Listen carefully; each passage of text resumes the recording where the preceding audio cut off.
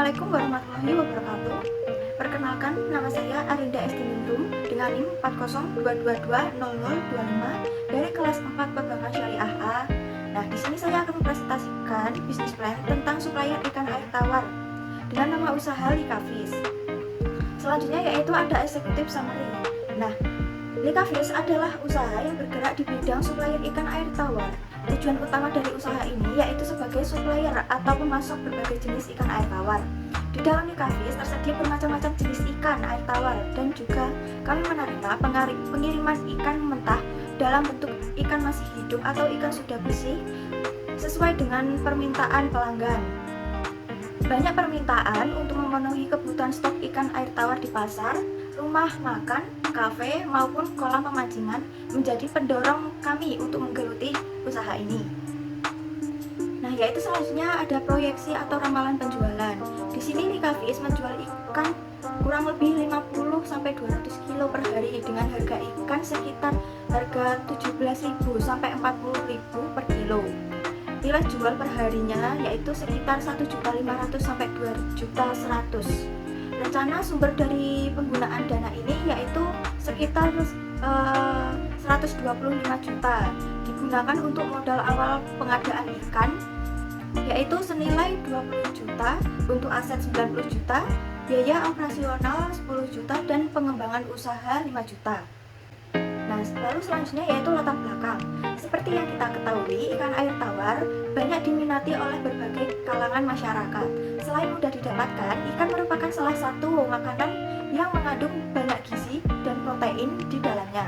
Dalam industri perikanan yang dinamis, peran supplier ikan sangatlah penting dalam memastikan pasokan yang stabil dan berkualitas bagi konsumen di pasar. Likafish adalah salah satu supplier ikan terbaik yang beroperasi di wilayah Madiun. Dengan berfokus pada kualitas, supplier berkelanjutan dan inovasi, kami telah berhasil memperkuat posisi kami di pasar dan membangun hubungan jangka panjang dengan para pelanggan kami. Lalu selanjutnya yaitu tujuan penyusunan proposal. Nah, yang pertama yaitu menganalisis kekuatan, kelemahan, peluang, dan ancaman atau disingkat sebagai SWOT, analisis SWOT perusahaan dalam konteks usaha sebagai supplier ikan air tawar serta merumuskan strategi berdasarkan analisis ini. Lalu yang kedua yaitu merumuskan strategi pemasaran yang efektif untuk memasarkan produk ikan air tawar kepada konsumen, termasuk segmentasi pasar dan rencana promosi. Nah, lalu yang ketiga yaitu mengidentifikasi resiko-resiko yang dapat mempengaruhi operasi perusahaan dan merencanakan strategi pemasaran yang sesuai. Nah, selanjutnya yaitu ada visi dan misi. Yang pertama yaitu visi. Visi kami yaitu menyediakan suplai ikan air tawar berkualitas yang berkelanjutan dengan harga bersaing yang dapat meningkatkan gizi dan kesejahteraan masyarakat. Lalu yang kedua yaitu misi. Yang pertama yaitu memberikan pelayanan yang baik dan ramah kepada customer. Lalu yang kedua menyediakan supplier ikan air tawar sesuai permintaan tepat waktu dan berkelanjutan. Lalu yang ketiga yaitu senantiasa meningkatkan kualitas serta kuantitas ikan air tawar. Lalu yang keempat, memberikan harga stabil dikala harga pasar mulai naik. Lalu selanjutnya yaitu identifikasi usaha. Nah, nama usaha ini yaitu Likafish. Nah, moto kami yaitu Fresh Fish for Everyone. Bidang usaha ini yaitu supplier atau pemasok ikan. Nah, sasaran kami yaitu masyarakat umum, kafe dan resto, catering, dan kolam ikan. Selanjutnya kami menjual berbagai macam produk. Nah, produk tersebut yaitu ikan. Nah, jenis-jenis ikan tersebut yaitu ada nila lokal atau mujair, terus nila gesit, nila nirwana atau nila merah, terus gurame soang atau gurame angsa, terus gurame Jepang, lele sampuriang, lele mutiara. Nah, selanjutnya yaitu struktur organisasi. Nah, yang pertama yaitu ada manajer. Nah, manajer di sini diperankan oleh si pemilik atau owner tersebut. Nah, selaku pemilik sekaligus mengatur berjalannya bisnis agar tercipta bisnis yang stabil, berjalan sesuai dengan rencana dan tujuan yang diharapkan sejak awal. Manajer juga yang melakukan penawaran dengan tengkulak atau peternak ikan terkait jenis dan kuantitas ikan yang akan diambil. selanjutnya yaitu ada bendahara. Nah, bendahara ini melakukan manajemen perhitungan, pengawasan, dan pendataan terhadap arus keluar masuk dana yang digunakan untuk biaya operasional bisnis. Nah, lalu selanjutnya yaitu ada promotor dan marketing, yaitu melakukan promosi serta penawaran baik secara langsung maupun melalui media sosial kepada pelanggan dan calon pelanggan. Selain itu juga melakukan layanan after sales seperti penampungan semua saran, keluhan, dan request dari para pelanggan agar tercipta hubungan yang berkelanjutan serta meningkatkan kepuasan pelanggan terhadap produk yang dijual. Nah, selanjutnya yaitu ada koor lapangan. Nah, yaitu bertugas untuk mensurvei serta melakukan pengambilan ikan dari tambak atau tempat peternak ikan. Selain itu juga bertugas untuk mengatur dan melakukan pengiriman pesanan kepada pelanggan yang telah melakukan penawaran dengan tim marketing. Nah, lalu selanjutnya yaitu peternak tengkulak atau peternak ikan. Nah, ini untuk melakukan kemitraan dengan banyak peternak ikan baik di dalam maupun di luar daerah. Hal ini bertujuan untuk menjaga kestabilan stok dan memberi banyak opsi terhadap jenis dan kualitas ikan yang dibutuhkan. Nah, lalu selanjutnya yaitu rencana pengembangan. Nah, di sini untuk menjalankan usaha ini kami melakukan jalin kemitraan dengan peternak ikan lokal maupun luar daerah untuk memastikan pasokan yang stabil dan berkualitas. Selain itu, pertimbangkan menjalin kerjasama dengan pemasok lain untuk memperluas jangkauan distribusi. Kami juga akan memperbaiki layanan agar pelanggan semakin puas dengan pelayanan yang didapatkan. Nah, selain ikan air tawar yang sudah ada, kami juga mempertimbangkan untuk menambahkan produk-produk baru seperti pakan ikan, aneka olahan ikan, atau kemitraan bersama untuk menjalankan budidaya ikan. Nah, selanjutnya yaitu ada analisis dampak. Yang pertama yaitu permintaan tinggi. Jika terdapat permintaan yang stabil atau meningkat untuk ikan air tawar ini, bisnis kami dapat mengalami pertumbuhan yang signifikan.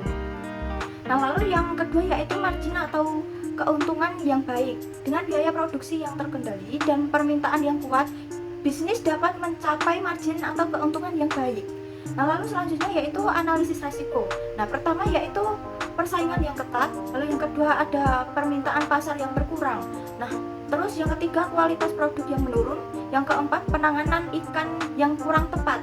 Nah, lalu yang kelima yaitu kelangkaan stok ikan. Nah, selanjutnya yaitu ada perencanaan analisis pasar dan pemasaran. Kami menyediakan ikan-ikan yang selalu fresh setiap harinya. Nah, adanya fasilitas gratis ongkir atau gratis ongkos kirim. Nah, gratis ongkos kirim ini hanya dilakukan untuk dalam kota dengan pembelian ikan minimal 10 kilo. Dan kami memberikan harga spesial pada pelanggan tetap. Harga jual yang kami berikan mampu bersaing dengan kompetitor lain. Kami juga membuat akun media sosial seperti Instagram, Facebook, dan lain-lain untuk sebagai media promosi secara online. Begitupun kami juga mendatangi dan menawarkan secara langsung ke rumah makan produk ikan mentah dari kami. Lalu selanjutnya yaitu analisis SWOT. Nah, di sini yang pertama yaitu ada strength atau kekuatan. Nah, di sini potensi pasar yang berkembang, permintaan akan menjamin ikan air tawar dapat terus meningkat karena masyarakat semakin menyadari manfaat kesehatan dan nutrisinya. Nah, selanjutnya yaitu weakness atau kelemahan. Ketergantungan pada faktor lingkungan, gangguan lingkungan seperti polusi air atau perubahan iklim dapat berdampak negatif pada kesehatan dan ketersediaan ikan air tawar. Nah, lalu yaitu yang ketiga ada opportunities atau peluang. Nah, peluang untuk mengembangkan produk-produk turunan dari ikan air tawar seperti makanan olahan atau produk kecantikan berbahan dasar ikan dapat memperluas pangsa pasar. Nah, lalu yang keempat yaitu ada threats atau ancaman. Perubahan iklim dapat mengganggu ekosistem alamiah ikan air tawar dan menyebabkan fluktuasi dalam produksi dan ketersediaan. Nah, selanjutnya yaitu profil manajemen dan analisis SDM, yaitu memberikan pembinaan kepada tim. Meskipun tim mungkin masih kecil, penting untuk membangun budaya kerja yang positif dan kolaboratif di antara karyawan. Karena jumlah karyawan mungkin terbatas, penting untuk memberikan pelatihan yang cukup kepada karyawan dalam berbagai tugas. Pemilik atau pengelola usaha bertanggung jawab atas operasi sehari-hari bisnis. terlibat dalam pengadaan ikan, pemeliharaan dan distribusi, mungkin juga terlibat dalam tugas-tugas administratif dan pemasaran tersebut. Lalu selanjutnya yaitu strategi harga. Yang pertama yaitu kami mengadakan penetapan harga yang kompetitif. Nah, lalu yang kedua penawaran diskon dan promosi kepada pelanggan tetap atau pelanggan yang melakukan pembelian dalam jumlah lebih besar. Lalu yang selanjutnya yaitu strategi pelayanan. Nah, kami melakukan strategi pelayanan dengan pemilihan penanganan produk yang teliti, lalu pengiriman yang aman dan tepat waktu, komunikasi dengan pelanggan atau customer yang efektif, terus program loyalitas dan diskon, dan memberikan ketepatan penyediaan produk. Lalu selanjutnya yaitu rencana permodalan, yaitu yang pertama biaya awal. Nah, di sini kami membutuhkan batako untuk membuat sebuah kolam. Nah, batako tersebut yang kami butuhkan yaitu 1000 buah. Nah, harga per buah batako yaitu 5.000. Jadi 1000 dikali 5.000 per buah dengan total harga 5 juta. Nah, lalu selanjutnya kita juga membutuhkan 10 karung semen dengan harga per karungnya yaitu 50.000. Nah, jadi totalnya 500.000. Lalu kita juga membutuhkan pasir. Pasir dengan harga per pick up-nya 120. Nah, kita membutuhkan 2 pick up pasir. Lalu totalnya yaitu 240. Lalu membutuhkan pompa air Sanyo pH 100-an dengan harga 1 juta, pipa air seperempat, alat-alat listrik dan lain-lain 600.000, jaring paranet 15.000 per meter dikali 15 meter yaitu 225.000. Lalu berbagai jaring ikan dengan total 250, bak penampungan ikan 160.000, keranjang ikan 80.000, box styrofoam 20.000 per buah dikali 20, totalnya 400.000 maaf. Terus tandon air fiber kotak satuannya harga 1.500.000, terus dikali 2, kami membutuhkan 2 jadi 3 juta. Gaji pegawai, nah per pegawai dengan gaji 1 juta, jadi di sini totalnya 4 juta. Tabung oksigen harga 1.800.000, mobil pick up Grand Max dengan harga 70 juta. Lalu biaya operasional listrik, BBM dan lain-lain per bulan 5 juta. Pembelian ikan dari peternak 500 kilo atau 27.000 per kilo dengan total harga 13.500.000. Nah, lalu total keseluruhan dari modal tersebut yaitu sekitar 105.755.000. Lalu selanjutnya yaitu prediksi balik modal. Nah, di sini estimasi penjualan ikan dalam sehari yaitu 200 kilo dikali 30.000 yaitu harga jual ikan. Nah, jadi totalnya yaitu 6 juta. Lalu biaya operasional dalam sebulan yaitu 5 juta. Lalu yaitu modal pembelian ikan per kilo dengan harga 27.000 dikali 200 kilo. Nah, jadi totalnya 5.400.000. Nah, lalu gaji karyawan 4 juta, laba dalam sehari 6 juta. Nah, 6 juta itu dikurangi lagi dengan modal pembelian seharga 5.400.000 sama dengan 600.000. Nah, 600.000 itu dikali sebulan jadinya 18 juta. Nah, 18 juta itu dikurangi biaya operasional dalam sebulan dan gaji karyawan. Nah, jadi totalnya yaitu sebanyak 9 juta. Nah, laba bersih dalam sebulan yaitu 9 juta. Jika modal awal 106 juta, maka diperlukan waktu kurang lebih 12 bulan agar dapat mengembalikan modal tersebut. Nah, berikut adalah foto-foto produk. Nah, produk yaitu ada ikan nila, ikan gurame, dan ikan lele.